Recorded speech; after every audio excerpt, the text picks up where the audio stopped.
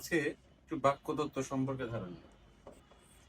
HSC Bangla দ্বিতীয় পত্রের 5 নম্বর অধ্যায়ের নাম বাক্যতত্ত্ব। বাক্যতত্ত্বে আমরা 3 ভাবে বাক্যের প্রকার একটু দেখবো, একটু আলোচনা করবো। একটা হচ্ছে গঠন অনুসারে,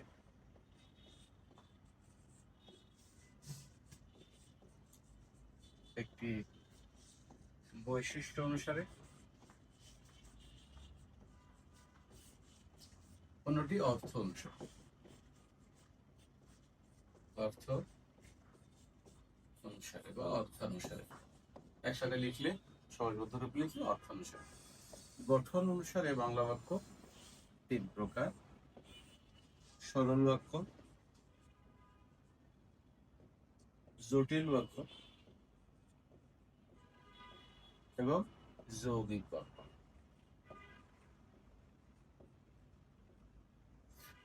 বৈশিষ্ট্য অনুযায়ী 3 প্রকার। 1 নম্বর বৈশিষ্ট্য হচ্ছে আকাঙ্ক্ষা, 2 নম্বর বৈশিষ্ট্য আসক্তি, আসক্তির আরেক নাম নৈকট্য, আরেক নাম যোগ্যতা। বাংলা বাক্যে 3 ভাবে আমরা প্রকারভেদ করছি। বৈশিষ্ট্য অনুযায়ী 3 প্রকার।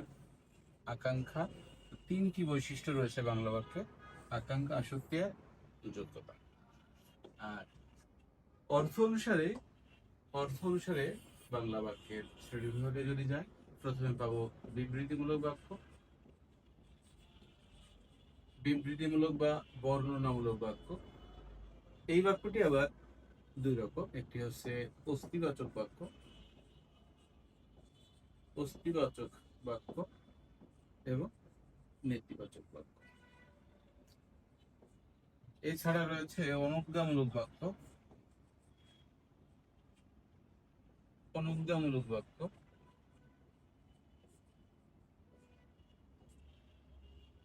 প্রশ্নবোধক বাক্য, প্রশ্নবোধক বাক্য, প্রার্থনা সূচক বাক্য, প্রার্থনা সূচক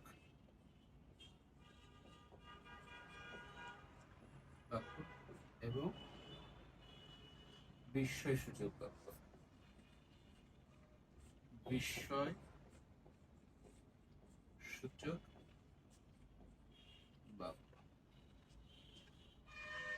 উচ্চ মাধ্যমিক বাংলা দ্বিতীয় পত্রের অধ্যায় 5 প্রশ্ন নম্বর 5-এ আমরা জানি এই ক অংশে একটি বর্ণনামূলক প্রশ্ন থাকে,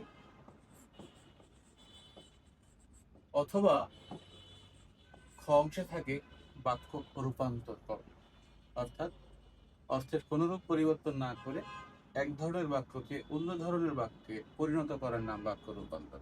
8টি বাক্য দেওয়া থাকে। এই 8টি বাক্যের মধ্যে থেকে 5টি বাক্যের রূপান্তর করতে হয়। মূলত এই রূপান্তর করতে সময় কম লাগে। আমরা অবশ্যই একটি ক্লাসে বাক্য রূপান্তর দেখাবো। এই রূপান্তরগুলো মূলত আসে এই 2টো প্রশ্ন: গঠনগত বাংলা বাক্যে আর অর্থগতভাবে বাংলা বাক্যের মধ্যে রূপান্তর করতে হয়।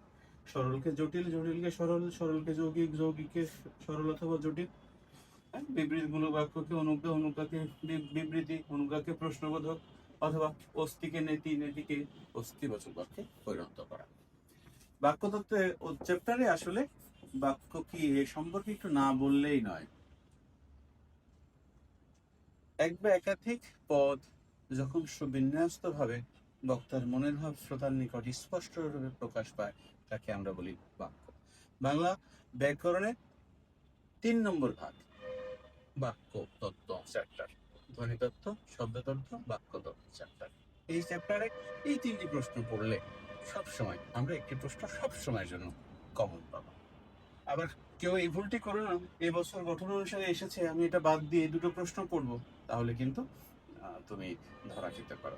এই জন্য তোমাকে কি করতে হবে? এই 3টি প্রশ্ন পড়লে কম সে একটি প্রশ্ন তুমি সবসময় কমন পাবে।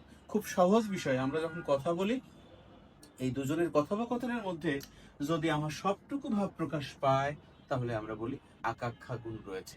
যেমন আমি বলি প্রভাতে সূর্য উঠলে, বাক্যটি অসম্পূর্ণ রয়েছে, অর্থাৎ শ্রোতার আরো কিছু শোনার আকাঙ্ক্ষা রয়েছে। যদি বলি প্রভাতে সূর্য উঠলে অন্ধকার দূর হয়, তাহলে এই বাক্যটি আকাঙ্ক্ষা গুণ হয়ে গেল। আসক্তি হচ্ছে পরস্পর পদগুলোর যথাযথভাবে সন্নিবেশ করা, সুশৃঙ্খলভাবে সাজানোকে বলা হয় আসক্তি। আমরা যদি শব্দগুলোকে এলোমেলো করে সাজাই তাহলে অর্থপূর্ণ হয় না।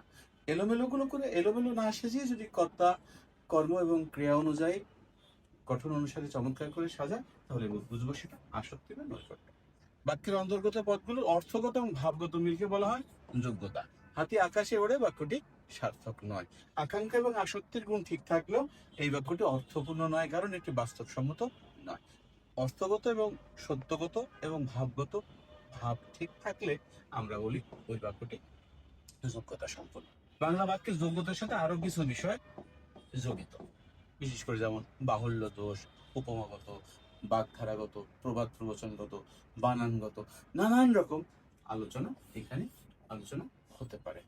এর মধ্যে আমরা একটু অর্থ অনুসারে একটু দেখে আসি। সেটি হচ্ছে কোন বাংলা বাক্যে যখন সাধারণভাবে কোনো কিছু বর্ণনা করা হয়, বিবৃত করা হয়, তাকে বলে বিবৃতিমূলক বাক্য।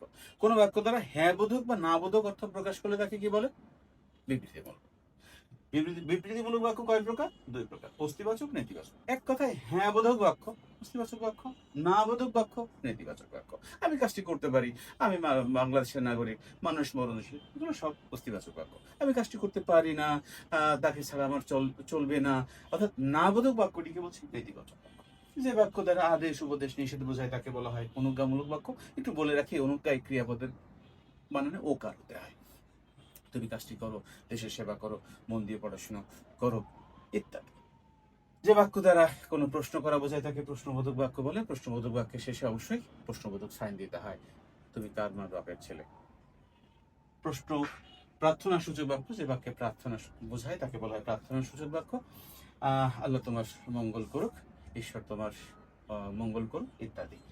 যে বাক্য দ্বারা বিস্ময় প্রকাশ করা হয়, অর্থাৎ আবেগসূচক শব্দের ব্যবহার করে অথবা কয় দীর্ঘ ইকারের ব্যবহার করে বিস্ময় প্রকাশ করলে মানুষের নানা রকমের ভাবাবেগ প্রকাশ পায়, উচ্ছ্বাস, দুঃখ, যন্ত্রণা, হতাশা ইত্যাদি প্রকাশ করলে তাকে বলি বিস্ময়সূচক বাক্য।